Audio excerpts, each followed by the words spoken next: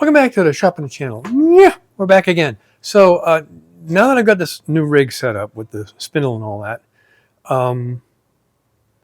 next step is to make and install a new spoil board. Anyone that's new to CNC, and you've probably heard these terms before, or as they say, stop me if you've heard this. Spoil board is a sacrificial table that you put on your table of your CNC machine. So if you have to go through the workpiece to make a groove or a hole or whatever, it doesn't go into the metal, which a lot of machines have as a metal base, or this has T-track base.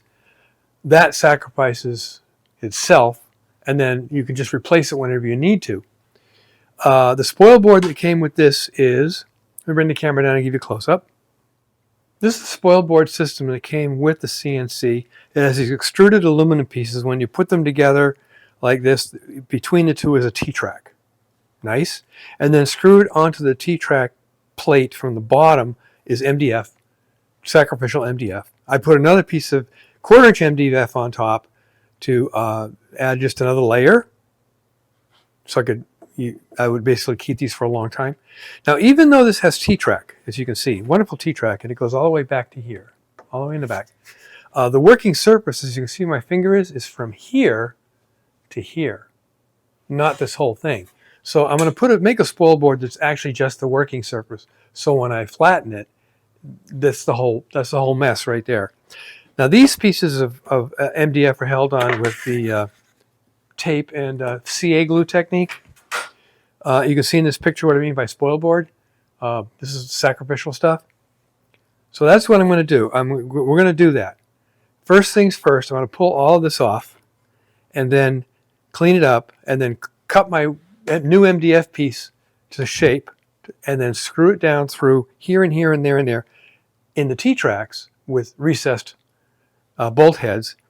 So it's clamped firmly to the aluminum plates here. You'll see those later when I start taking it apart.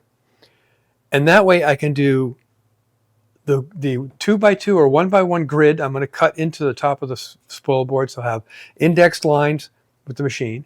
And it also will drill all the holes for the fasteners. So what I mean by fasteners. So this is going to be all full of holes with corner 20 inserts from the bottom.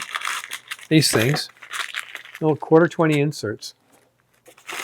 And they'll be coming in from the bottom, so it won't interfere with, there won't be any metal interfering with the bit or anything like that. But they'll be spaced either 2 inches or 1 inch apart. So it gives me almost infinite ways of connecting stuff down to my spoil board. So before I get started, let me show you a little trick. I got a little, what do we say, anal with the speed controller for the spindle. You set a frequency on the speed controller, and that corresponds to an RPM on the spindle. Well, take a look. Yeah, I wanted zeros at the end of my numbers, so I went through every single step and found what frequency is for anything from 10,000 to 24,000 RPM at the spindle head.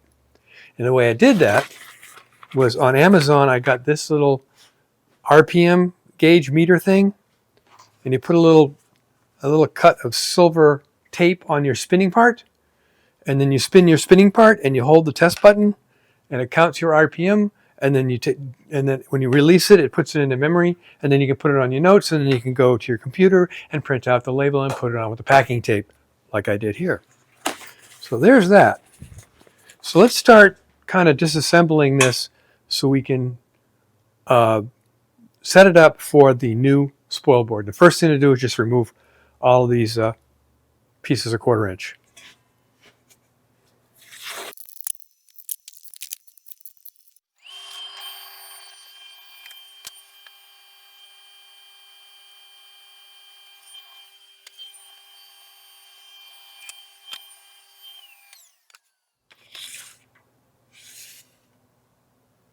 Okay, so this is going to be my new spoil board.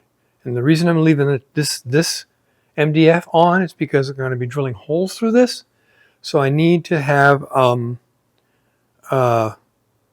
waste, a spoil board. I'm going to go about, maybe 1/16 of an eighth of an inch or less below the surface of this to drill the holes.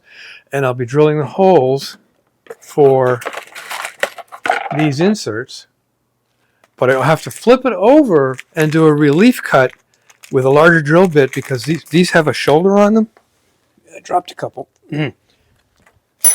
See in the camera. These have a shoulder on them, and they're going to be screwed in from the bottom.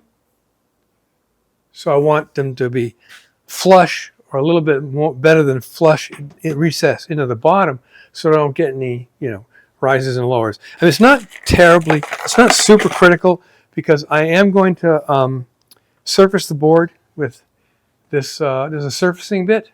It's a 1 inch in diameter, 1/4 inch shaft surfacing bit, and I have a surfacing profile tool path already set up in my files, so I can come along and start. I can start this and it goes back and forth, and it surface this is so it's absolutely perpendicular and straight to the cutter head. And that within you might see ridges, but you can't feel them with your hand and you can't measure them. It's just the way the cutter does it. So that's the next step. The first step actually is to mark where I want to drill holes here and here, and then recess for a socket head bolt and a washer, and a nut, of course, goes in here, and fasten this down tight, and then I can run my drilling tool path and my grid tool path.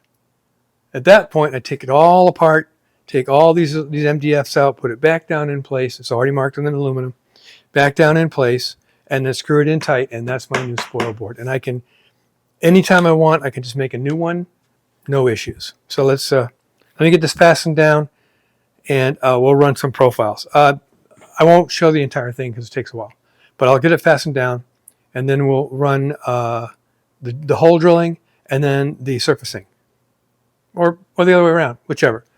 So there, that's where we're at. That's where we're going. I've marked where the holes I want to drill to mount the spoil board to the T-track. You can see here there's a little gnashing of teeth here, but I know where they're going to go. Now I have to drop a 1/2 inch in diameter hole about 3/8 or more down. That's for the head of the screw. I'm going to be using these round head 1/4 20 screws to hold it onto the T-track, with this little T-track nut right there, T-nut. And like I said, I'll counterbore down to about 3/8 of an inch or so, maybe a little bit more, and then the rest of the way through with a drill bit a few steps above a 1/4 inch. So I've got a little bit of play. This is going to be held out in 4 corners. 1, 2, 3, 4 corners. So let's get busy. Let's drill some holes. Mount this up. Get started. Set it up, 1/2 inch drill bit.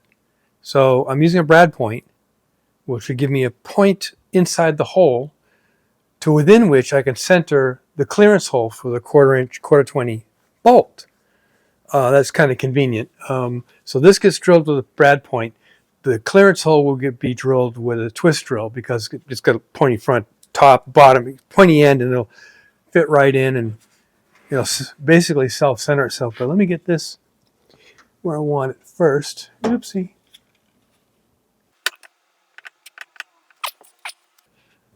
Yeah, I want to do some clamping here, and I should have had my clamp already. There we go. So, get that lined up again. There we go. Give it a good clamp so it won't move too much. Hopefully it won't move too much.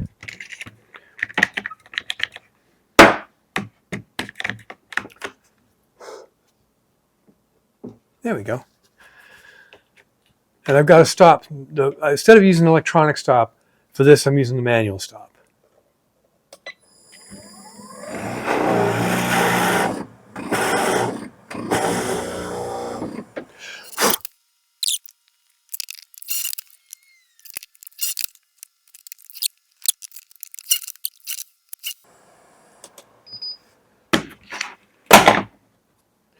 All right, so those are the counterbores.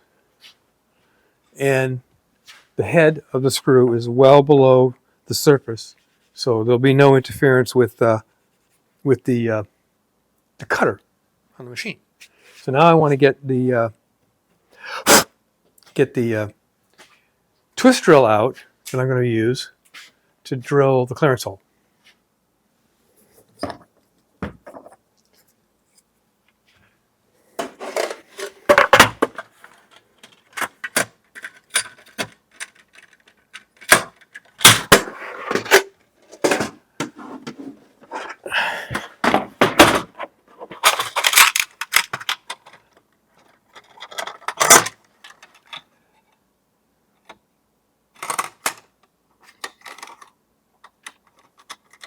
Okay, go with 930 seconds. Give me a little bit of clearance so I can shift things around if you need to. Once this is on the table, finally, it'll get finally measured and clamped in place and locked down as permanent as possible.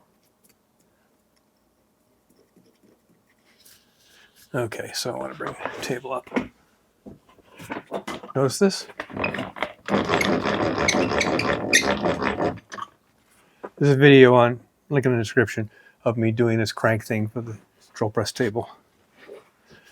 Okay, so now we're going to do it kind of freehandy.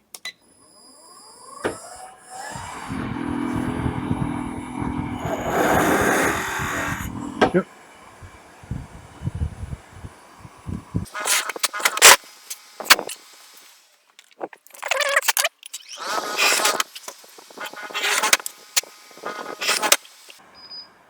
Okay, so that's the holes drilled, obviously. And I have to cut these down because they're too long. But that's going to sit in there. And I don't know if you can see it, but it's well below the surface of the spoil board, so it won't interfere with the cutters at all. So that's ready. Now all I have to do is cut the screws and mount this on the table and get it aligned. Now, what we're going to do is we are going to drill all the holes first for the through holes for the inserts. A reason being is I have to take it off the table over here again to put in the inserts. Once the inserts are in place, we'll turn it over with the inserts on the bottom, put it back into the machine, align it correctly, and then we'll do a surfacing of the top to get it flattened to the table, and then we'll run the grid with the V-bit. So let me get this all mounted up, and the next video we'll come back and I'll show you the process again of using the CNC to do some work. But right now, I'm ready to quit with this part right now, and we'll move on to the next step in the next video. So until next time, make great things out of wood, I guess. Yeah, make great things out of wood.